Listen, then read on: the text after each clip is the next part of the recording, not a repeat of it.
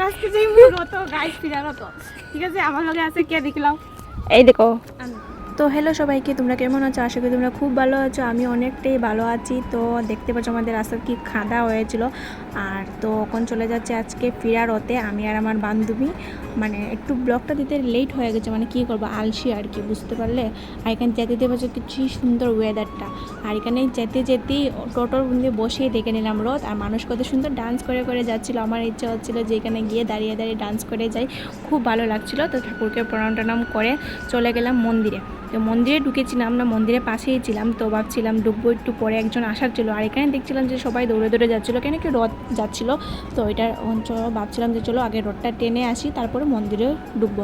আর এখানে কত সুন্দর ঘোড়া দিয়ে সাজিয়েছিল রথটা, কত সুন্দর লাগছিলো। তারপরে ফাইনালি আমি রথের দড়িটা ধরে নিলাম। তো আমার মনে মনে খুশি হচ্ছিলো যে রথে বেরিয়েছি, ফিরা রথে বেরিয়েছি, মানে খুব ভালো লাগছে। মানে আসে না কোনো কোনো মানুষ মানে রথে বারোরে ফিরা রথে বারোতে পারে না, কত প্রবলেম হতে পারে না। তা এখান থেকে পেয়ে নিলাম প্রসাদ। আর এখান থেকে মানুষজনের ভিড় তো আর বলে বোঝাতে পারবো না, ঠাকুরকেও কত সুন্দর লাগছে, তোমরা দেখে নাও। তারপরে রথটা টানা হওয়ার পরে চলে আসলাম মন্দিরে, ঠিক আছে। আর মন্দিরে এসে দেখছিলাম একটা ছোট্ট রথ আসছিলো, আর কত ভিড় দেখতে পাচ্ছ, ছোট্টো মোটো একটা রথ, খুব ভালো লাগছিলো। আর এখানে লগে ছিল ছোটো ছোটো দুটো রাধাকৃষ্ণ, তারা ডান্স করছিল। তারা ডান্সটা দেখতে কত মজা লাগছিলো, মানে কি আর বলবো।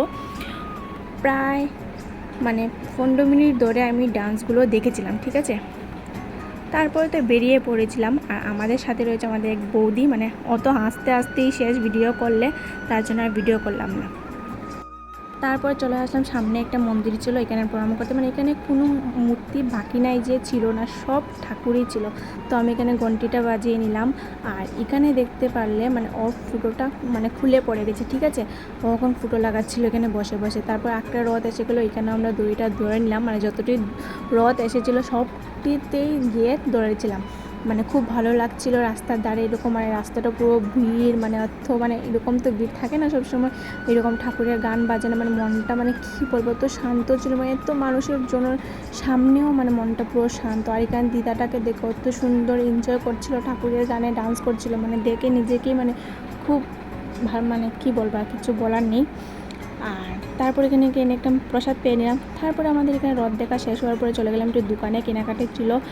তারপরে দিকে তো কেনাকাটি করার পরেও ইচ্ছে হচ্ছিল না যে বাড়ি আসি, এখানে দাঁড়িয়ে আরও ডান্স দেখছিলাম, মানে বাজনা বাজছিল, কত যে এনজয় করছিল মানুষে, মানে আর কী বলবো, কিছু বলার নেই, দেখতেই পেলো তোমরা। আর এই রথটার লাইটিংটা যে অসাধারণ ছিল, মানে খুব সুন্দর ছিল। দেখতে দেখতে রাতও হয়ে গেল, আমাদের রথ দেখা শেষ হচ্ছিল না। তারপরে মানে রাত হওয়ার পরে চলে গেলাম কিছু খেতে, কিছু না খেয়েও ভালো লাগছিল না। তো প্রথমে খেয়ে নিলাম চপ, চপ খেয়েও পেট ভরে নিই। তারপরে চলে নিলাম আবার মোমো খেতে।